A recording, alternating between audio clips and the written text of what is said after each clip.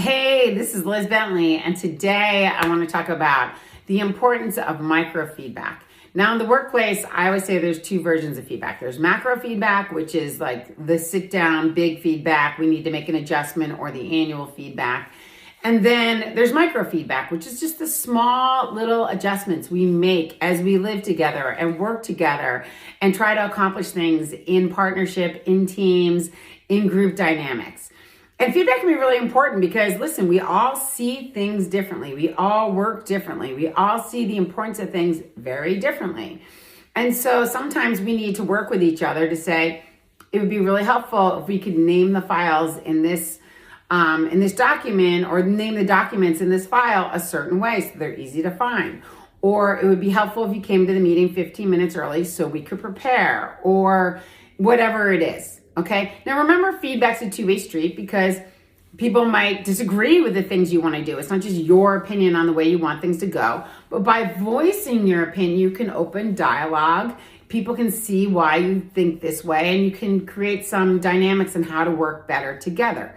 The biggest danger I see is when people stay quiet. They don't say anything. And it turns out that it breeds resentment. It creates bad habits. They start doing other people's work. They start giving hints that this is what they want someone to do, and they're not picking up on the hints. And it causes all kinds of passive aggressiveness, other problems, dissension inside of the team, and conflict. Okay?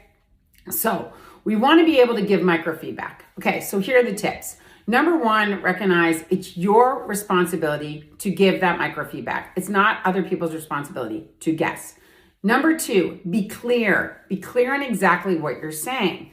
Number three, give context. It's very important. Give an understanding to why you're giving this feedback. What is the reason? How is it going to help? Okay.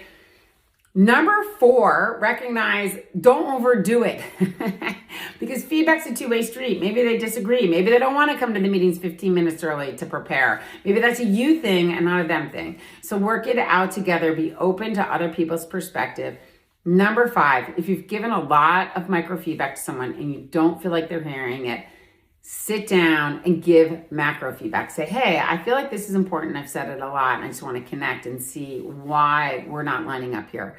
We don't have to overdo it, but just make sure you're always communicating and keeping the lines of communication open so the team can function at its highest level in 2023.